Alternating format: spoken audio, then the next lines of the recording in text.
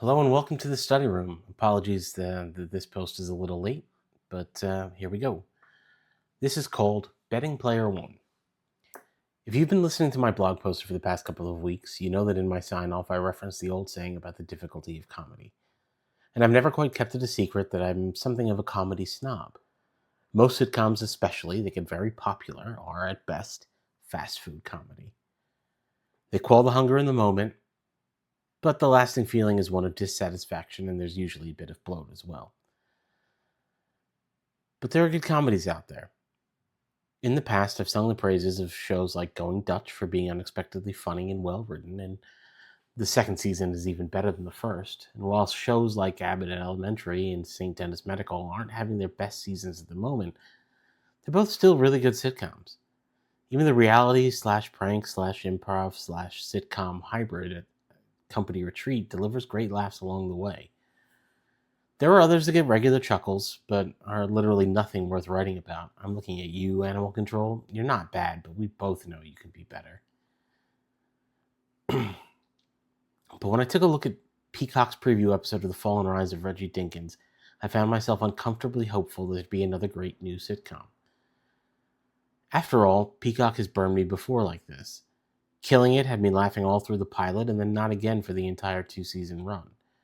So I waited, patiently and cautiously, and after 4 episodes or so, I tentatively said to someone, I think Reggie Dinkins might be really good.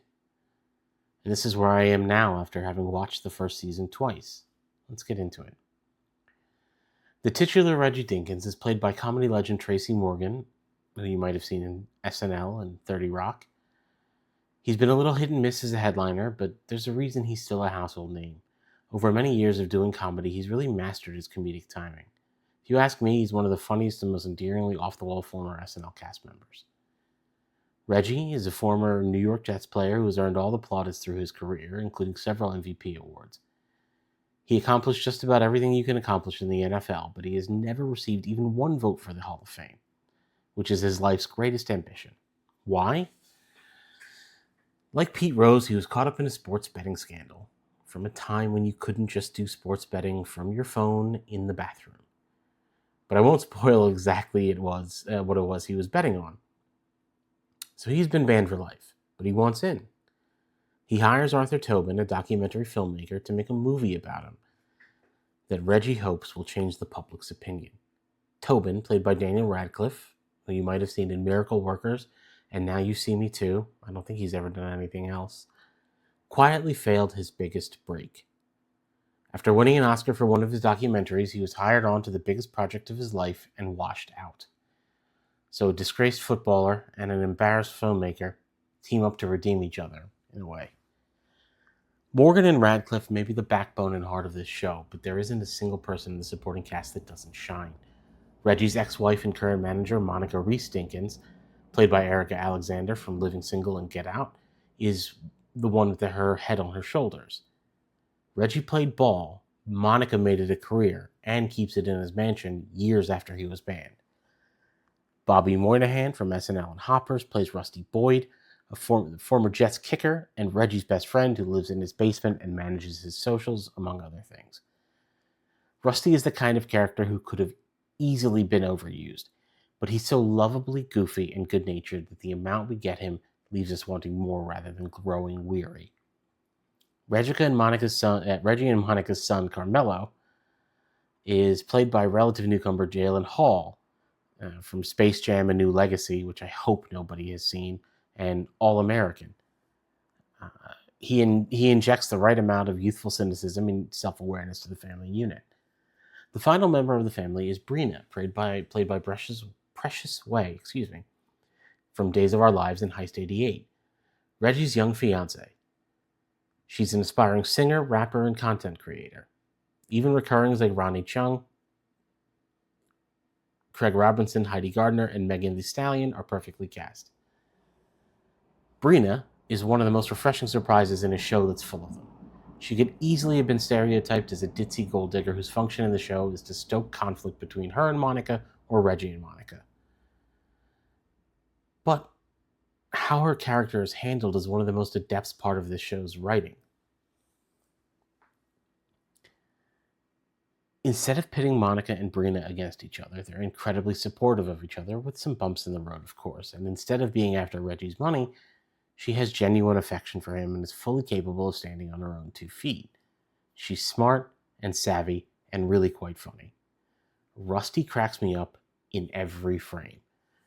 There are sometimes characters that just get peppered into a show or movie that hit every time.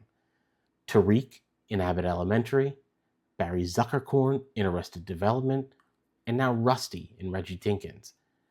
And Tracy Morgan, just wow. I don't know how much of it is the sharpness of the writing or his delivery, but the marriage of the two is excellent. The show knows the subtle difference between an unexpected punchline to a joke and a nonsensical non sequitur that masquerades as a punchline. Look, I warned you at the top that I was a comedy snob. I'm not going to apologize now. Daniel Radcliffe is a revelation as documentarian Arthur Tobin. I did not know that Radcliffe was this funny.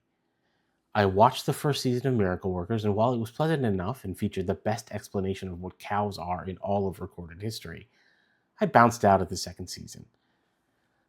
But Tobin delivers just as many laughs as Reggie does. Talk about miracle work. Standing on the same ground as Tracy Morgan and holding your own.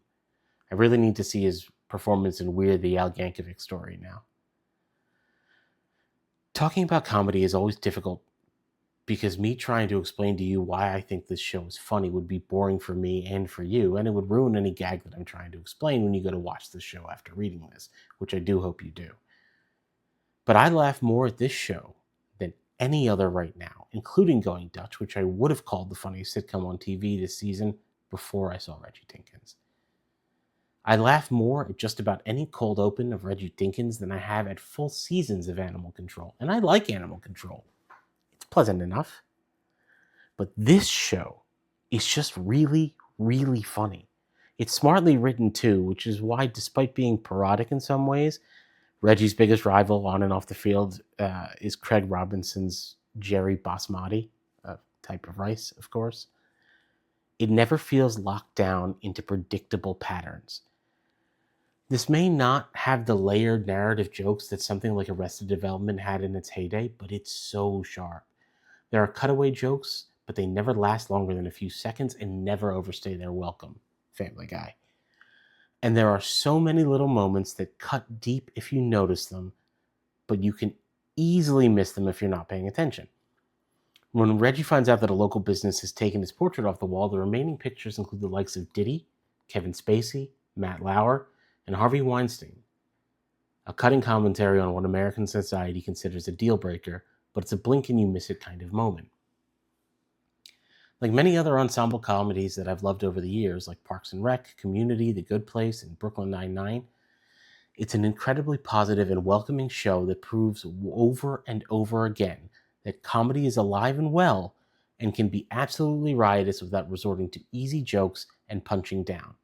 I cannot wait for more of this. Normally, even when I really love a piece of media, I will be honest about its flaws. I will find something to criticize because nothing is perfect and I don't want to be blinded by enthusiasm to the point of becoming a fanboy who irrationally defends, or these days irrationally criticizes, something just because I love it. Right? I mean, it's the Too Fast, Too Furious thing that I keep bringing up. I really enjoyed that movie, like unironically, and I have such a soft spot for it. But I'm not going to pretend it's Sinners. But trying to find something I don't like about Reggie Dinkins has been an exercise in futility because I just can't. I can't promise that you'll like the show as much as I do, but it absolutely has its hooks in me.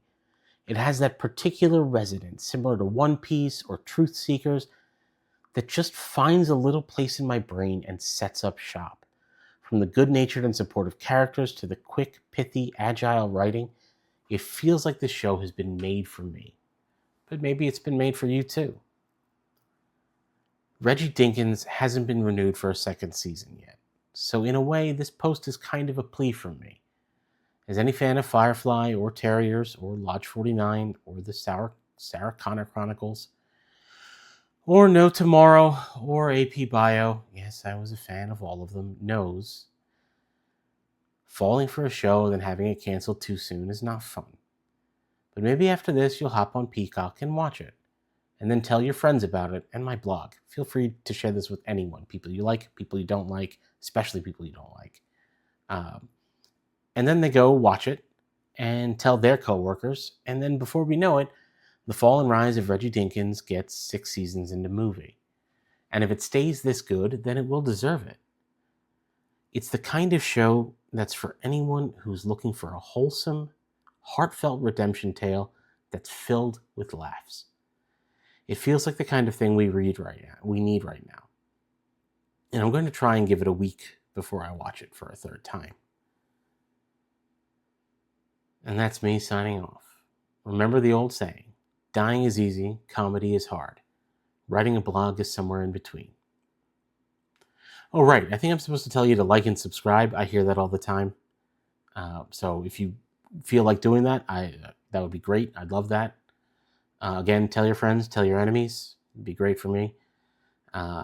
Thank you for being here, and I will catch you next time.